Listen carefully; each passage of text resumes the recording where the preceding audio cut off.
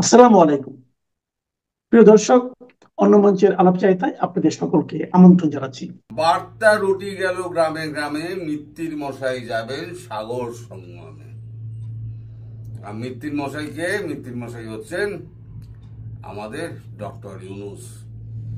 আর সাগর সঙ্গমটা কি? সাগর সঙ্গম হচ্ছে তিনি অন্য দেশে পলায়ন করবেন। এখন মিত্তির মশাই তো কোথায় পলায়ন করবেন কাউকে কিছু বলছেন না। এখন মিত্তির মশাই যারা সাগরেদ আছেন, এই সাগরেদরা গিয়ে ধরেছে এখন গ্রামের মোড়লকে, যে মোড়ল মশাই আমাদের একটা ব্যবস্থা করুন। মোড়ল হচ্ছে ট্রেসিয়ান জ্যাকবসন। গতকালকে আপনারা সবাই জানেন যে তিনজন মক্কেল ম্যাডাম রিজওয়ানা সমেত গিয়ে তার সকালবেলা তার সব বাড়িতে উপস্থিত, যে একটা ব্যবস্থা আমাদের করে দিতে হবে। প্রথমে ছিল 16 জন, এখন শুনছি 34 না 38 জন। এখন আজকে যেটা খবর পাওয়া গেল যে বিল ক্লিন্টন এবং হিলারি ক্লিন্টন এবং মার্কিন প্রশাসন কেউ এ ব্যাপারে সম্মত হচ্ছে না। বিল ক্লিন্টন আর হিলারি ক্লিন্টন তো ফোনই তোলেনি। ইউনূস সাহেব বারবার ফোন করেছেন, কিন্তু তার যে নিয়োগদাতা, সেই নিয়োগদাতা কিন্তু ফোনই তোলেননি। কি দুঃখের বিষয়। এখন মোড়ল মশাই আর কি করবেন? মোড়ল মশাই পরিষ্কার জানিয়ে দিয়েছেন আমার আর কিছু করার নেই।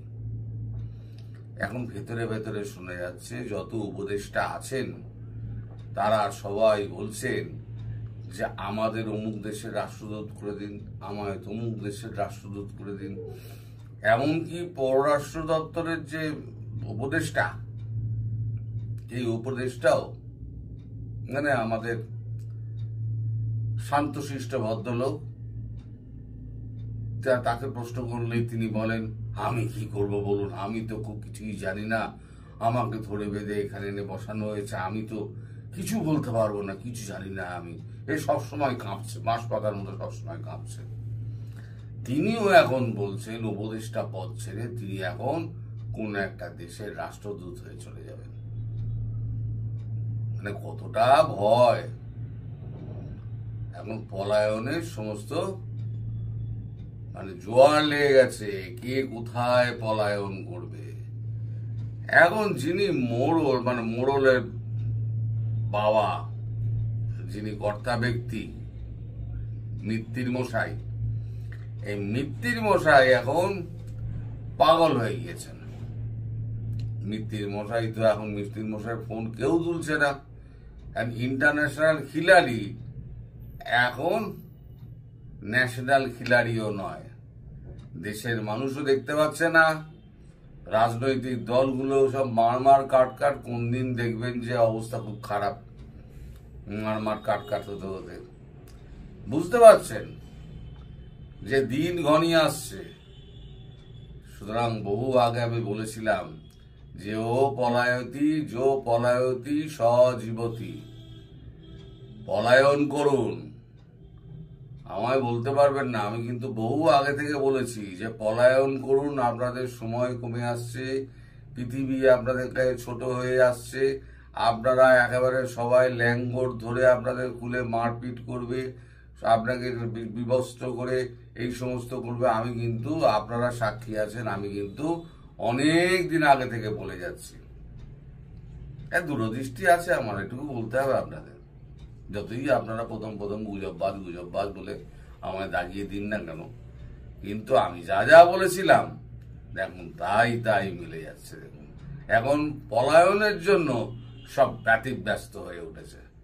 কিন্তু উনি যে কাণ্ডটি আমাদের মিত্তির মশাই করে এসছেন, মোহাম্মদ ইউনূস, বিল ক্লিন্টন এবং হিলারি ক্লিন্টনের সভায় মাহফুজকে স্টেজে তুলে দিয়ে একেবারে মাস্টার মাইন্ড তিনি বলেছিলেন না, মিটিকুলাস প্ল্যান ডিজাইনের মাধ্যমে সরকার ফেলা হয়েছে এবং এর মাস্টার মাইন্ড হচ্ছে মাহফুজ আলম তাকে পরিচয় করে দিয়েছিলেন, প্রচুর হাততালি কুড়িয়েছিলেন।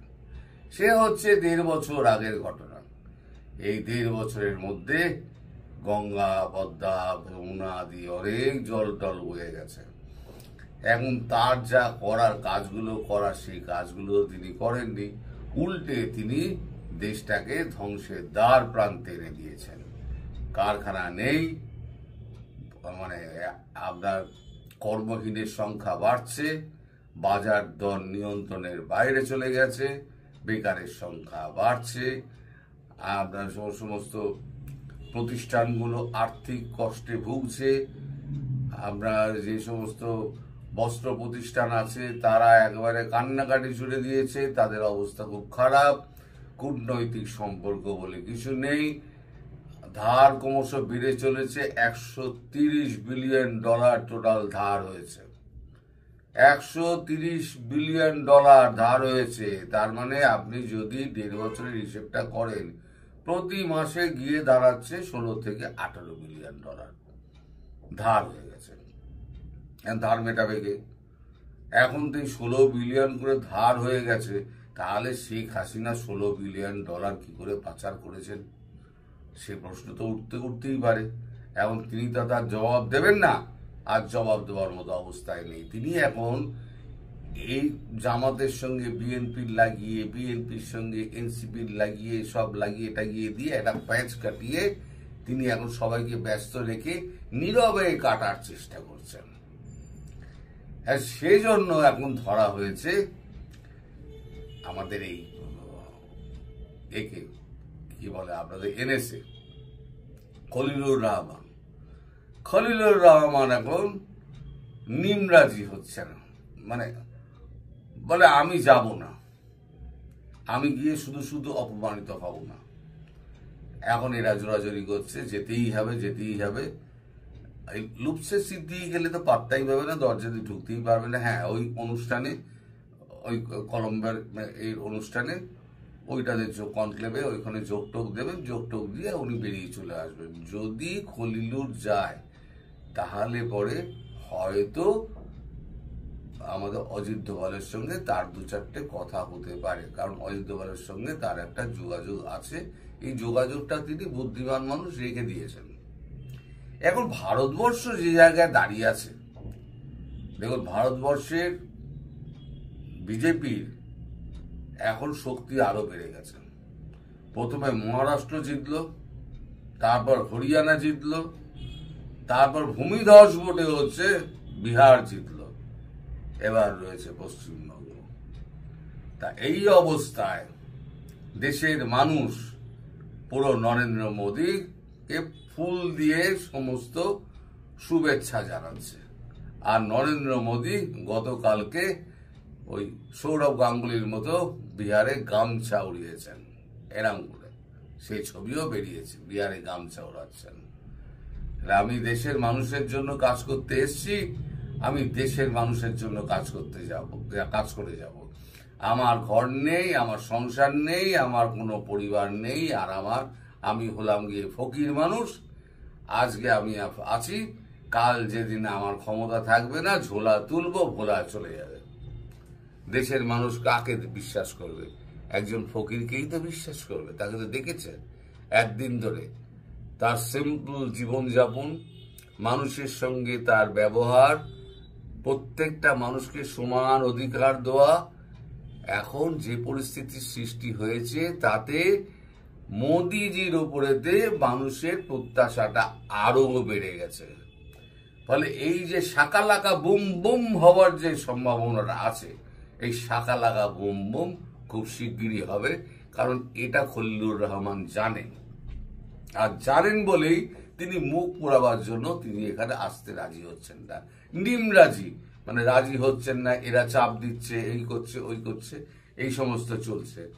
তবে একেবারে অনলাইনার যেটা হলো, মিত্তির মশাই চলিলেন সাগর সঙ্গমে, এখন সবাই মোড়লকে ধরিয়াছে। মোড়ল বলিলেন আমার কিছু করার নাই। মিত্তির মশাই বলেছেন, আমার মিত্তির মশাই মানে মিত্তির মশাইয়ের যে মিত্তির মশাই, মৃত্যুর মশাই হচ্ছে গিয়ে আমাদের বিল ক্লিন্টন, হিলারি ক্লিন্টন এবং ডিপ স্টেট এবং মার্কিন কংগ্রেস। তারা বলে দিয়েছে এই ব্যাপারের মধ্যে আমরা আর কিছু নেই, আমাদের কাজ হয়ে গিয়েছে, আমাদের সম্পর্ক মিটে গিয়েছে। বলেছি না, ডিপ স্টেটের কাজ হয়ে গেলে ডিপ স্টেট কাউকে ছাড়ে না, চেনে না। ডিপ স্টেট লাথি মেরে সরিয়ে দেবে, তার কাজ হয়ে গেছে। আর এখানে তো তার কাজই হয়নি, তার কাজ করতে গিয়ে তাকে আরো বেকাজ করে দিয়েছে। ফলে মৃত্যুর মশাই সাগর সঙ্গমে হয়তো যাওয়া হচ্ছে না। হ্যাঁ, একটা শোনা যাচ্ছে ইস্ট তিমুরে তিনি যেতে পারেন, সেখানে $80 বিলিয়ন তারা সব ওখানে জমি টমি কিনেছে, ব্যবসাপত্রে খাটিয়েছে, সেখানে টাকা দিলে থাকা যায়। এখন ইস্ট তিমুর যদি জায়গা হয় তাহলে ইস্ট তিমুর, না হলে পাকিস্তান। আর পাকিস্তানে গেলে পাকিস্তানে তো এখন তো অবস্থা জানেন, যে কোনো দিন দামাদ্দাম মস্ত কালান্দার হয়ে যেতে পারে। আর এখানে হবে হ্যাপি হোলি। হ্যাপি হোলি যে কোনো দিন হবে, সেটা আমি বলবো বিকেল বেলাতে, এখন নয়। সবকিছু সময় থাকে, বিকেল বেলা হলো হ্যাপি হোলির সময়। সারা পৃথিবীর কূটনৈতিক মহল বলছে শেখ হাসিনার দেশে ফেরা শুধুমাত্র সময়ের অপেক্ষা। নির্বাচনের দিনক্ষণ ঘোষণার আগেই কমিশনের প্রধানকে ঘোষণা করতে হবে আওয়ামী লীগের ওপর থেকে নিষেধাজ্ঞা প্রত্যাহার করে নেওয়া হলো এবং নির্বাচনে যোগ দিতে আওয়ামী লীগের জন্য আর কোনো বাধা নেই। হ্যাঁ, এটা হবেই, হতে বাধ্য। মোহাম্মদ ইউনূসের সরকারের ক্ষমতা নেই আওয়ামী লীগকে নিষিদ্ধ করে রাখে এবং নিষিদ্ধ আওয়ামী লীগকে করে তারা নির্বাচনের ব্যবস্থা করে। এক তো দুনিয়াব্যাপী কূটনৈতিক চাপ, তার উপর আওয়ামী লীগের দল হিসেবে চাপ।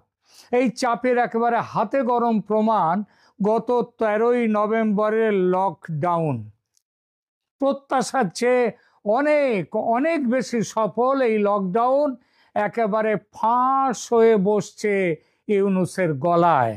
ইউনূসের পায়ের নিচে যে শক্ত একটা বস্তু, একটা অবলম্বন ছিল এতদিন, যার ওপর সিলিংয়ে দড়ি বেঁধে নিচে ঝুলেছিলেন, কিন্তু পায়ের নিচে ওই শক্ত জায়গাটা ছিল বলে এতদিন তার গলায় ফাঁস চেপে বসেনি। তার জন্য তিনি বেঁচে আছেন। বুঝতেই পারছেন, এই তলার অবলম্বনটি হচ্ছে আমেরিকা এবং এইটার জন্যই, আমেরিকার জন্যই তিনি বেঁচে আছেন। কিন্তু পায়ের তলার এই অবলম্বনটি ক্রমশই সরে গেছে, আর একেবারে সরে গেলে শ্বাস বন্ধ তো হবেই। ফলে মৃত্যু ছাড়া ইউনূসের সামনে আর কোনো পথ নেই। ইউনূস কম পাপ তো করেননি, সেসব পাপের হিসাব করতে গেলে অনেক সময় যাবে। শুধু মোটা মোটা কয়েকটা ঘটনা না বললেই নয়, যেগুলো তাই বলছি। প্রথমত, ষড়যন্ত্রের শরিক হয়ে দেশের গণতান্ত্রিক সরকারের পতন ঘটানো, সংবিধানকে ভেঙে দেয়া এবং সংবিধানের অবমাননা করাটা কিন্তু দেশদ্রোহ, মনে রাখতে হবে। এবং দেশদ্রোহের শাস্তি মৃত্যুদণ্ড। দ্বিতীয়ত, দেশটার অসাম্প্রদায়িক আত্মাকে হত্যা করে ইসলামী মৌলবাদীদের হাতে তিনি দেশটাকে তুলে দিয়েছেন, সেইটা তার আর এক বড় অপরাধ। তৃতীয় অপরাধ, মব সন্ত্রাসে মদদ দিয়ে কয়েক শত নিরপরাধ মানুষকে তিনি, মানুষের যে হত্যা হয়েছে তার দায় তার ওপরেই বর্তাবে, কারণ এদের বিরুদ্ধে তিনি কোনো ব্যবস্থা নেননি। চতুর্থত, নিজের বিরুদ্ধে ওঠা যাবতীয় মামলা ও অর্থদণ্ড থেকে নিজেকে অব্যাহতি দিয়ে নিয়েছেন তিনি, যেটা তার উচিত নয়। পঞ্চমত, দেশের অর্থনীতি ধ্বংস করা, সংবিধান ধ্বংস করা, সংবিধান ব্যাখ্যার নামে জালিয়াতি করে ক্ষমতা দখল করা, অর্থাৎ ভুয়া একটা সংবিধানের ব্যাখ্যা দিয়ে ক্ষমতা দখল করেছিলেন। কত আর বলবো, তাই শেষটা বলি, সেটা হলো 32 নম্বর ধানমন্ডির বাড়ি ধ্বংস করা। এই বাড়ি ছিল মুক্তিযুদ্ধের তীর্থস্থান। যদি 5 আগস্টের আগে ধ্বংস হতো এই বাড়ি, তাহলে একটা কথা ছিল, বলা যেত উন্মত্ত জনতার ক্রোধের বলি হয়েছে বঙ্গবন্ধুর বাড়ি। যেমন আরো অনেক কিছু ভেঙে চুরমার হয়েছিল সেদিন, এমনকি বঙ্গবন্ধুর বিশাল যে মূর্তি, সেটাকে কিভাবে অপমান করা হয়েছিল সেটা দেখা গেছে। কিন্তু তা তো নয়, তিনি ক্ষমতায় বসার পর মুক্তিযুদ্ধের স্মৃতি ও ইতিহাস মুছে দেওয়ার সংকল্প নেওয়ার পর ভাঙা হয়েছে এই বাড়ি। তিনি কিছুই করেননি, বরং যারা এই ধ্বংসের কাজে লিপ্ত ছিল তাদের পক্ষে সাফাই গেয়ে বলেছেন এটা নাকি মানুষের স্বতঃস্ফূর্ত ক্রোধের বহিঃপ্রকাশ এবং ভারত থেকে শেখ হাসিনার দেয়া উস্কানিমূলক বক্তব্যের জন্যই নাকি এটা হয়েছিল। ৩২ নম্বর ভাঙার পর পাকিস্তানের শাসক ও সামরিক বাহিনীর উল্লাস ছিল দেখার মতো। ধানমন্ডির ৩২ নম্বর বাড়ি ধ্বংসের ঘটনাটি ঘটে 2025 সালের এবছর 5ই ফেব্রুয়ারি। তারপর দিন 6 ফেব্রুয়ারি পাকিস্তান সেনাবাহিনীর একটি এক্স হ্যান্ডেলে অ্যাকাউন্টে টুইট করে শেখ মুজিবুর রহমানকে বিশ্বাসঘাতক বলা হয় এবং বাড়িটি গুড়িয়ে দেয় উচ্ছ্বাস প্রকাশ করে বলা হয় এতদিনের সেদিনের শোধ নেওয়া গেল। মোহাম্মদ ইউনূসের এসব কাজ বলা বাহুল্য দেশদ্রোহিতার অপরাধ, সেই সঙ্গে ফৌজদারি অপরাধও বটে। শেখ হাসিনা দেশে ফিরে এবং ক্ষমতায় ফিরে ইউনূসের সব অপরাধের যে বিচার করবেন বলাই বাহুল্য। তিনি আগে থেকে নিজেকে এবং নিজের সাঙ্গপাঙ্গদের ইনডেমনিটি দিয়ে রেখেছেন বটে, তবে সেসব কোনো কাজে আসবে না। এখানে একটা প্রশ্ন স্বাভাবিকভাবে ওঠে যে দেশে না হয় ফিরলেন শেখ হাসিনা, কিন্তু দেশে ফিরলেই তো ক্ষমতায় ফেরা হয় না, আর ক্ষমতায় না বসতে পারলে ইউনূসের বিচার কিভাবে করবেন তিনি? তাহলে প্রশ্ন, ক্ষমতায় কিভাবে ফিরবেন ও কবে ফিরবেন? সেই প্রশ্নের জবাব পেতে আমরা চোখ রাখবো একটা বিশেষ খবরের দিকে। বেশ কিছুদিন ধরে বাংলাদেশ অন্তর্বর্তী সরকারের উপদেষ্টারা সেফ এক্সিট নিয়ে দেশ ছাড়তে চাইছেন, এটা কোনো গোপন খবর নেই। আর এমনকি ইউনূসের নিজের দল এনসিপির আহ্বায়ক নাহিদ ইসলাম পর্যন্ত নিজের সাংবাদিকদের ডেকে বলেছেন যে বেশ কয়েকজন উপদেষ্টা পালাতে চাইছেন, তাদের নাম তার কাছে আছে এবং সে নামগুলো তিনি ফাঁস করে দেবেন যথাসময়ে। একবার ভাবুন তো, কেন একথা বললেন নাহিদ ইসলাম? যদি ইউনূস সরকারের সামনে কোনো বিপদ না থাকে, যদি এতদিন যেভাবে লুটে পুটে খেয়েছে উপদেষ্টারা সেই পরিস্থিতি যদি বহাল থাকে, তাহলে কেন পালাবার কথা সেই ভাবনা আসছে উপদেষ্টাদের মাথায়? আওয়ামী লীগ নিষিদ্ধ, তাদের নির্বাচনে দাঁড়াবার সম্ভাবনা নেই, তাছাড়া দেশে আওয়ামী লীগের সমর্থক নেই, এটাই তো তারা বলেন। আর তাহলে কাকে ভয় পাচ্ছেন ইউনূস ও তার চেলা চামুন্ডারা? তারা তো জামাতের ঘরের লোক, এনসিপি তাদের নিজেদের দল, আর বিএনপি জুলাই অভ্যুত্থানের অন্যতম শরিক তো বিএনপি। গত বছরের অন্তর্বর্তী সরকারের সব পাপের অংশীদার তো তারাও। ওই ৩২ নম্বর ভাঙায়, সেই যে ভাঙার কাজে বিএনপিও তো জড়িত ছিল। তাহলে বিএনপিকে কিসের ভয়? বিএনপিকে এরা ভয় পাচ্ছে না, কারণ এরা জানে আওয়ামী লীগকে ভোটের বাইরে রাখা যাবে না। আওয়ামী লীগ ভোটের ময়দানে এলে ঝড়ের মুখে বাঁশ পাতার মতো উড়ে যাবে ইউনূস, এনসিপি, জামাত, বিএনপি। তেমন পরিস্থিতিতে বিএনপি, জামাত, এনসিপি জোট বেঁধে লড়াইতে নামতে পারে, তবে তাতেও লাভ হবে না। কেন হবে না? কারণ ভারত আছে শেখ হাসিনার পাশে। কিভাবে আছে, কিভাবে মদদ দেবে? যেভাবে থাকলে ভোটের ময়দানে ভালো ফল করা যায়, প্রতিদ্বন্দ্বিতায় থাকা যায়, প্রতিদ্বন্দ্বিতায় জেতা যায়। আর কিছু ভেঙে বলছি না, এটা আওয়ামী লীগের বিরোধীরা জানে বলেই পালাবার জন্য ব্যস্ত হয়ে উঠেছে। মার্কিন হাই কমিশনের ট্রেসি জ্যাকবসনের সঙ্গে কথা বলতে একের পর এক উপদেষ্টা ছুটছেন, তবে কাজ হচ্ছে না, কোনো আশার আলো নেই। এসব খবর পাচ্ছেন ইউনূস। তিনি বুঝেছেন ট্রাম্পের প্রশাসন তাকে বলির পাঁঠা করতে চায়। তারা ইউনূসকে দেশ ছাড়তে দেবে না এবং ভারতও দেবে না, এখানে তাকে আটকে দেবে।